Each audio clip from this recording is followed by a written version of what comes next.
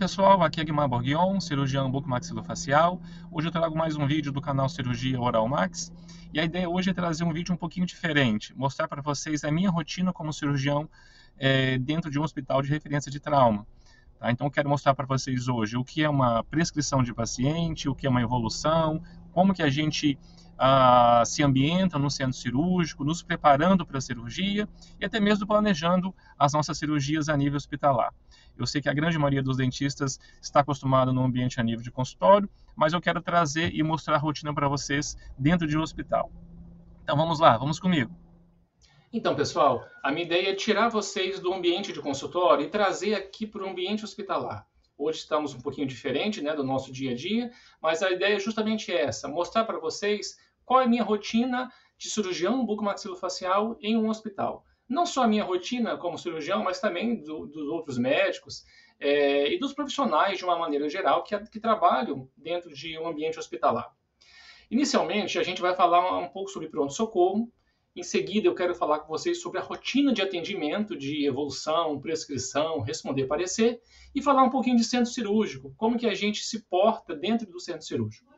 Pessoal, eu aproveito para falar para se inscrever no canal, ativar as notificações, dar um like, porque acaba que a gente não tem muito tempo, então a gente procura nas brechazinhas de horário que nós temos, gravar vídeos, e até na hora de editar a gente fica com falta de tempo e vai tentando na medida do possível e aí colocar vídeos interessantes como esse para vocês. Então, para que eu entenda que vocês estão gostando e que vale a pena a gente fazer esse esforço todo, eu peço aí a contribuição de vocês para que a gente possa continuar trazendo mais vídeos assim para vocês. Iniciando sobre o pronto-socorro, como que é a dinâmica de um pronto-socorro? Geralmente, o primeiro atendimento é realizado pelo cirurgião geral, ou então o clínico geral, que seria o médico da área de clínica médica, né? Mas assim, na nossa área, que é cirurgia bucomaxilofacial, o paciente geralmente vem encaminhado pela cirurgia geral, uma vez que eles que dão o primeiro atendimento. Então, nesse primeiro atendimento, entra naquela classificação de risco, né? Que nós temos o atendimento naquela classificação que é o vermelho, laranja, amarelo, verde e azul, ou seja, onde requer aquele atendimento emergencial imediato, que o paciente está em risco de vida, ou então tem que ser aquele atendimento muito rápido, o paciente está muito grave, que seria numa situação de um paciente de coloração laranja, e já indo para um caso de um paciente classificado como amarelo, seria aquele paciente que não precisa ser atendido emergencialmente, ou seja, se passar ali 5 minutos, ele não vai morrer por causa disso. Tá? Depois segue para a coloração verde, que é aquele paciente que pode aguardar um pouco ali na sala de espera, né, até 120 minutos, para que ele possa ser chamado. E teria aqueles casos que é classificado como de cor azul, que seria uma remoção de ponto, uma retirada de um gesso, que na verdade nem seria apropriado para ter esse paciente em pronto-socorro, né, e sim a nível de consultório.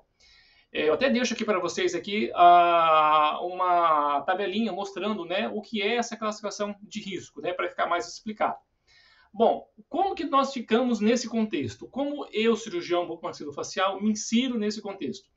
Claro que um paciente que ele vem com obstrução de via aérea, tá, a gente pode ser útil, nós profissionais de saúde podemos ser útil no caso de uma fratura de mandíbula, por exemplo, aonde está sangrando, aonde tem que remover algum corpo estranho, tá? Mas geralmente é o cirurgião geral que vai o quê? Abrir as vias aéreas desse paciente para que ele possa respirar, dentro daquela classificação, né, ABC, né, de prioridades de atendimento.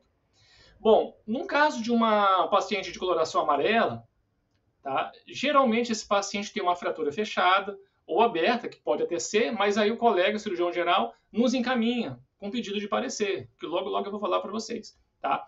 Então, assim, nesse cenário, nesse contexto de classificação de risco, ainda vai entrar aquelas prioridades de atendimento, que é vias aéreas, a respiração do paciente, né, a questão neurológica dele, né, e depois a avaliação de uma forma geral para ver se tem algum outro tipo de fratura.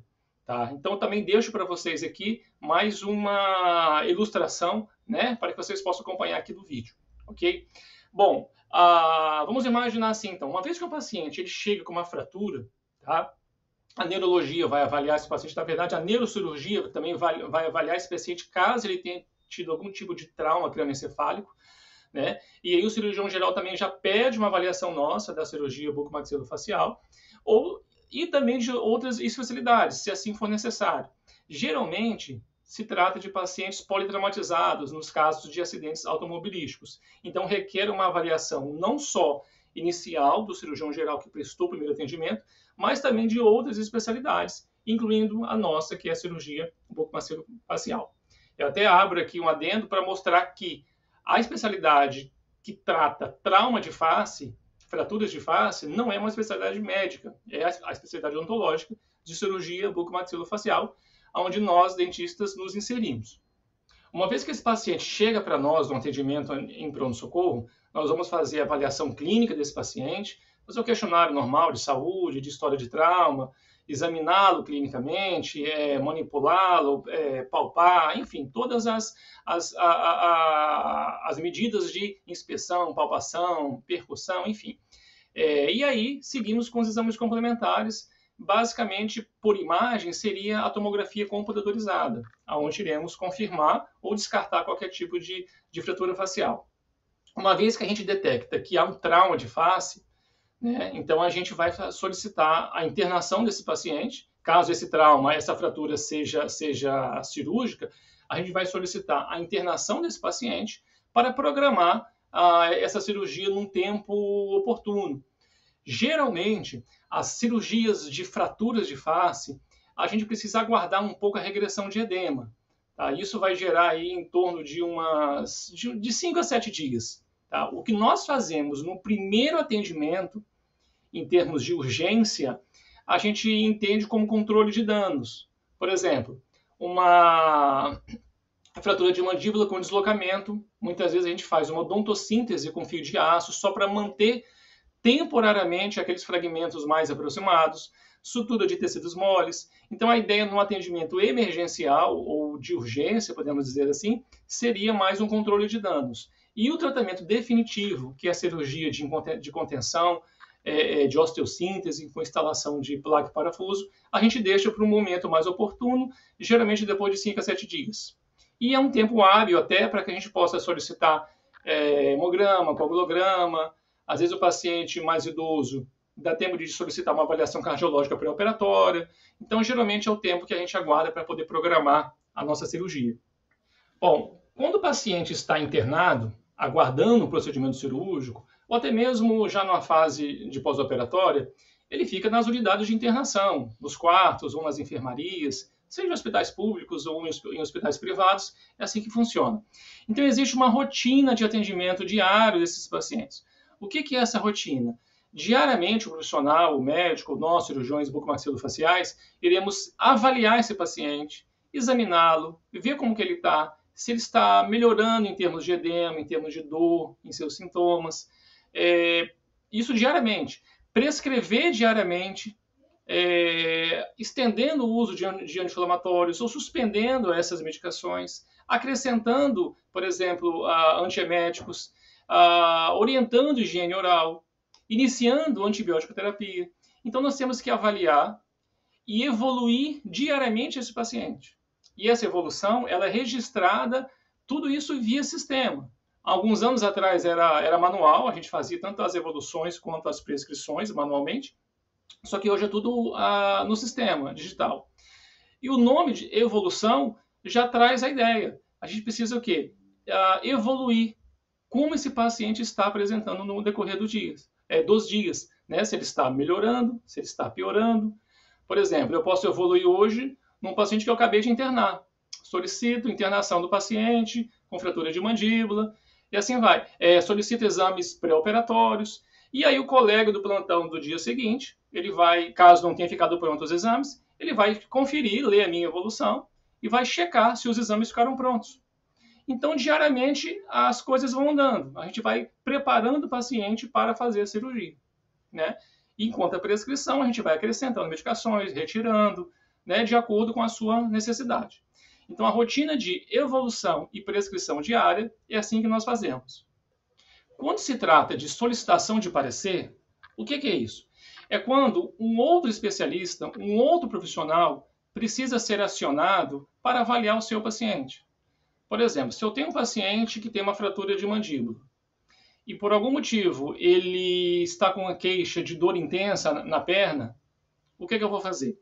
Esse paciente é meu, eu estou evoluindo, eu estou acompanhando esse paciente, mas eu vou solicitar que o ortopedista venha ver esse meu paciente com queixa de dor na perna. Então, isso é uma solicitação de parecer médico. Aí o profissional vai ser acionado, vai ver que eu estou precisando que ele venha atender o paciente e venha examinar o meu paciente. Da mesma forma, se tem um paciente, por exemplo, que está internado pela clínica médica e por algum motivo ele apresenta uma dor dentária, esse paciente pode estar internado por uma hipertensão, por exemplo, aí o médico assistente que está acompanhando vai solicitar um parecer para mim, dentista, cirurgião bucomaxilofacial, para avaliar esse paciente.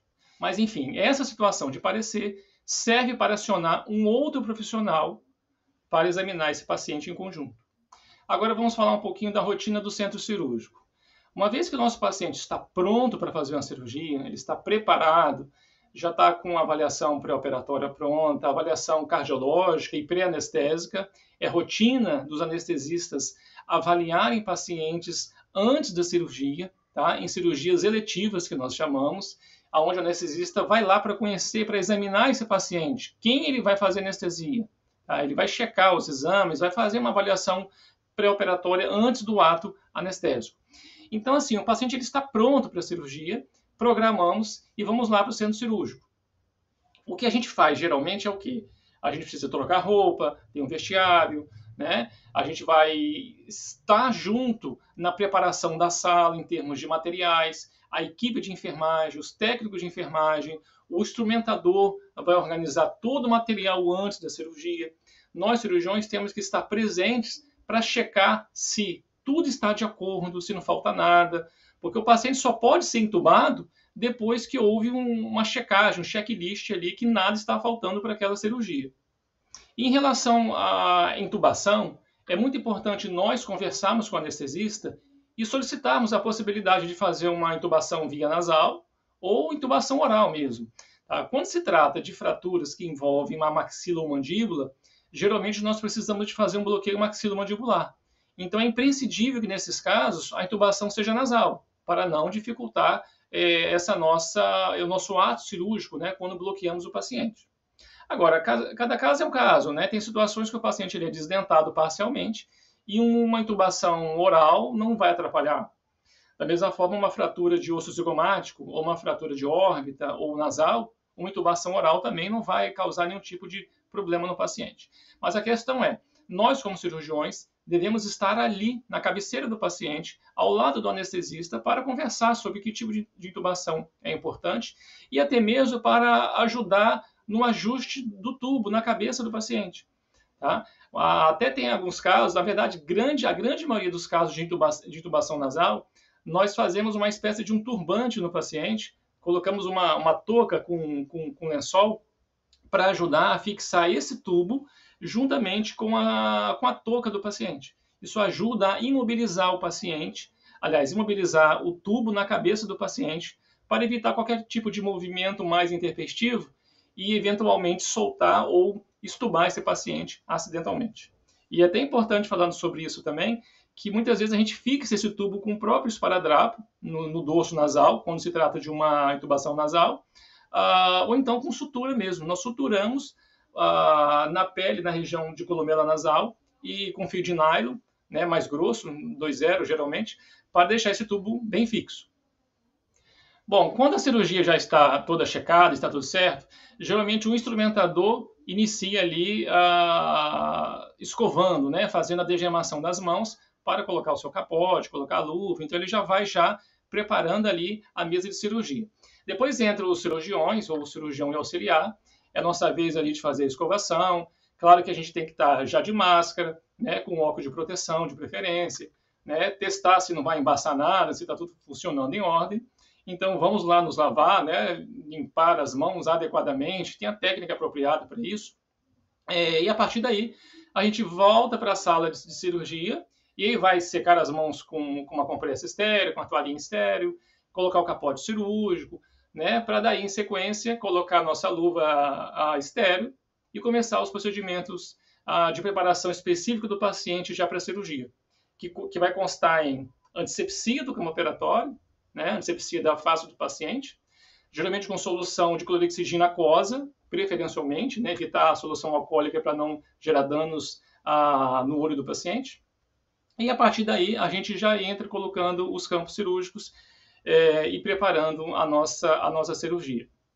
Bom, e ao finalizar a cirurgia, né, a gente vai fazer o caminho inverso. A gente vai tirar o material que está ali sobre o paciente, tirar ali o sugador, o bisturi elétrico, tirar os campos que foram contaminados, encaminhar para o instrumentador ter cuidado ali com os materiais perfuro-cortantes, e assim a gente finaliza o ato cirúrgico. E nesse momento a gente precisa ir para frente do computador e realizar o quê? A papelada, que é descrever a cirurgia, o que a gente fez, se colocou material de osteossíntese, placa e parafuso, tudo tem que ser descrito, se houve alguma intercorrência ou não. A gente vai novamente prescrever esse paciente e evoluí-lo novamente, né? Dizendo o que foi feito, qual é a programação de alta, deixar por escrito que você solicitou uma tomografia pós-operatória, enfim. Então, dessa forma, a gente conclui o nosso tempo dentro do centro cirúrgico. Bom, pessoal, então assim a gente encerra esse vídeo de hoje. A minha proposta realmente foi tirar vocês das quatro paredes do consultório e entender o que é o ambiente hospitalar, o que eu faço, a minha rotina como cirurgião bucomaxilofacial dentro do hospital, tá? Que é muito parecido, na verdade é igual uma rotina médica, né? Como eu disse, evolução, prescrição de paciente, acompanhar diariamente, né? Num regime de plantão. Nós entramos às 7 horas da manhã e saímos ali às 7 horas, né, no final do dia. É claro que isso que eu apresentei para vocês hoje, ele é um regime de plantão hospitalar, tá? Mas se nós temos, por exemplo, um paciente que ele é um paciente de consultório e quer operar dentro de um centro cirúrgico, então você não está no sistema de plantão, você vai apenas para o ato cirúrgico em si, tá? E é claro que se for ficar internado, você vai lá fazer as visitas, né, nesse paciente operado. Então, assim eu encerro o nosso vídeo de hoje. Espero que tenham gostado, né? Até a próxima.